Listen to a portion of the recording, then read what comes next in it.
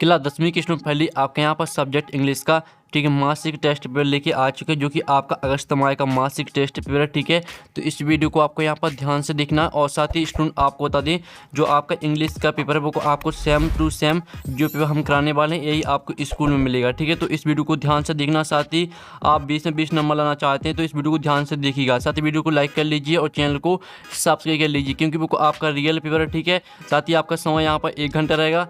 ठीक है, मार्क्स आपका 20 नंबर कराने वाला है। और साथ ही आप यहाँ पर देख लीजिए मंथली टेस्ट अगस्त सब्जेक्ट इंग्लिश क्लास 10। ठीक है, तो आपको ध्यान से देखना है इस वीडियो को। संपूर्ण उत्तर सहित आपका पूरा पेपर यहाँ पर कराया जाएगा इंग्लिश विषय का।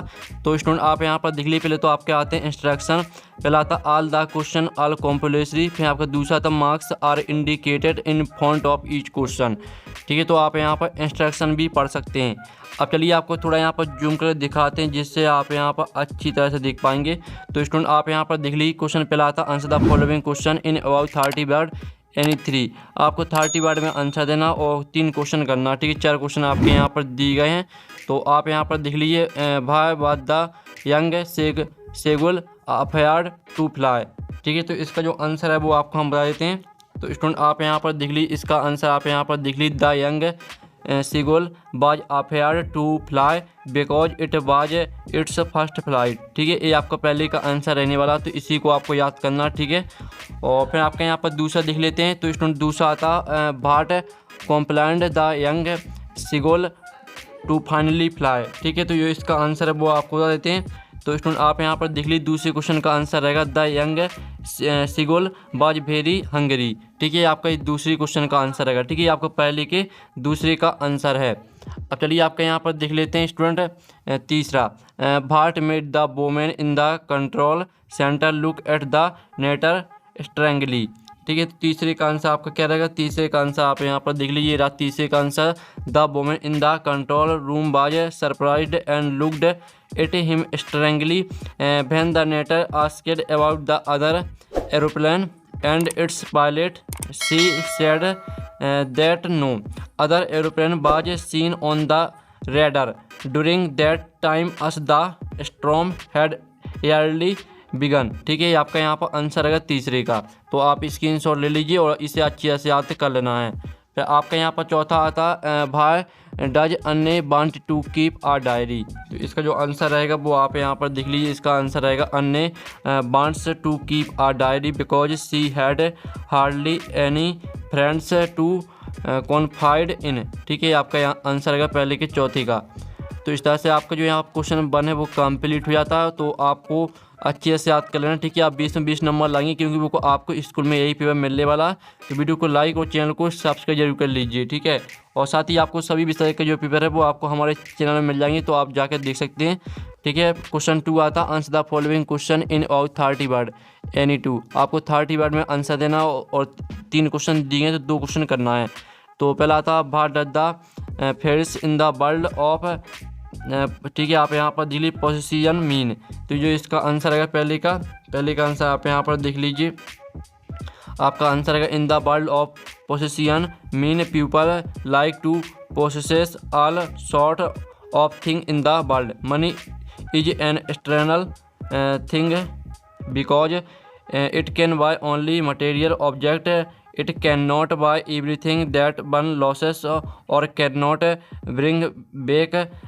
ठीक है, योर लॉन्ग लॉस्ट मेमोरीज। ये आपका आंसर है दूसरे के पहले वाले का आंसर। ठीक है, अब चलिए आपका यहाँ पर जो दूसरा क्वेश्चन आता है what does Amanda want to be a orphan.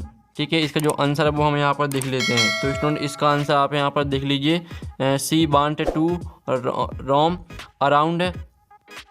ठीक है, आप यहाँ पर देख लीजिए फ्रीली एंड एन्जॉय द। ठीक है, आप यहाँ पर देख लीजिए silence that would come when there is no one around to scold her. ठीक है, आपका आंसर हो जाएगा इस तरह से।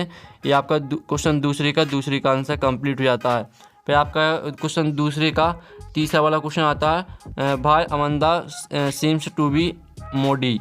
इसका जो आंसर है वो आप यहाँ पर देख लीजिए, इसका आंसर रहेगा Amanda seems moody most of the time because she is trying to make an escape from her sorry ठीक है। आप यहाँ पर देख लीजिए reality where she is nagged most of the times, ठीक है, आपका आंसर हो जाता है इस तरह से। ये आपका क्वेश्चन दूसरे का तीसरे वाले का आंसर है। तो इस तरह से आपका क्वेश्चन 2 भी आपका कंप्लीट करा दिया। आपको हमने तीनों क्वेश्चन का आंसर करा दिए, 2 करने थे, लेकिन आपको ठीक है जो भी आपको सही लगे वो याद कर लेना, यानी जो भी आपको छोटा आंसर और सरल लगे तो वो आप याद कर लेना। अब चलिए आपका आता है क्वेश्चन तीसरा, फिल इन द ब्लैंक्स। तो आपका पहला आता I hope dot dot him tomorrow, तो इसका आपका 2C इसमें आपको करना, ठीक है, 2C आपका करेक्ट आंसर रहेगा। फिर जो आपका दूसरा आता है dot dot God help you, तो इसमें आपका माँ हो जाएगा माई गॉड हेल्प यू, इसमें माई आपका करेक्ट आंसर रहेगा। फिर आपके आते हैं डू एज डायरेक्टेड, ठीक है, तो जो आपके यहाँ पर डू एज डायरेक्टेड आता है he does his work in time change into negative, इसको आपको नकारात्मक में यानी नकारात्मक वाक्य में चेंज करना है। तो इसका आंसर आप यहाँ पर देख लीजिए, इसका आंसर रहेगा he does not do his work in time, ये आपका आंसर हो जाएगा, ठीक है। आपका नेगेटिव में हमने चेंज कर दिया, आप यहाँ पर देख लीजिए he does not do his work in time, ठीक है, आपका आंसर हो जाता है। अब चलिए आपके यहाँ पर देख लेते हैं क्वेश्चन चौथा, on the basis of the picture given value right a short story in about 75 word. 75 word में आपको सेव अर्थ और सेव वाटर पर आपको एक स्टोरी लिखनी है, यानी पैराग्राफ, ठीक है। तो जो इसका आंसर है वो हम आपको बता देते हैं किस तरह से आपको लिखना है। तो स्टूडेंट आप यहाँ पर देख लीजिए, इस तरह से आपको लिखना है सेव वाटर और सेव अर्थ पर, ठीक है, इस तरह से पूरा आपको याद कर लेना, ठीक है। पहला पॉइंट, दूसरा पॉइंट और तीसरा, तीनों पॉइंट को याद कर लेना, ठीक है, यही आपको और लिख के आना है, ठीक है। तो पूरा याद कर लीजिएगा, स्क्रीनशॉट आप ले सकते हैं। अब चलिए आपके यहाँ पर देख लेते हैं नेक्स्ट क्वेश्चन। तो स्टूडेंट आप यहाँ पर देख लीजिए, आपका क्वेश्चन यहाँ 5 आता है, जिसमें आप यहाँ पर देख लीजिए write an application to your principal requesting him to issue your school leaving certificate.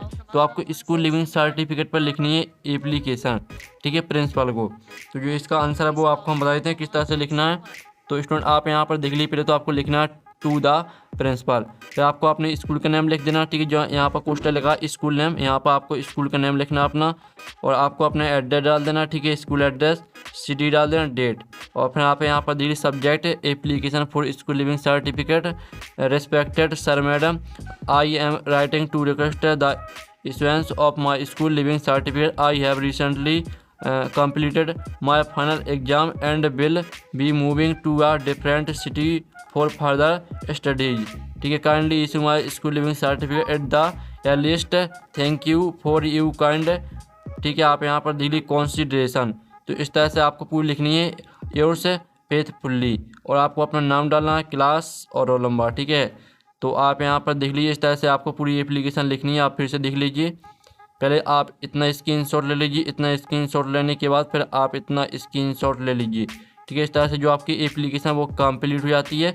साथ ही इसका PDF डाउनलोड करना चाहते हैं तो PDF की लिंक आपको वीडियो के डिस्क्रिप्शन में मिल जाएगी, तो वहाँ से आप पूरे पेपर का PDF डाउनलोड कर सकते हैं, लिंक आपको वीडियो के डिस्क्रिप्शन में मिल जाएगी।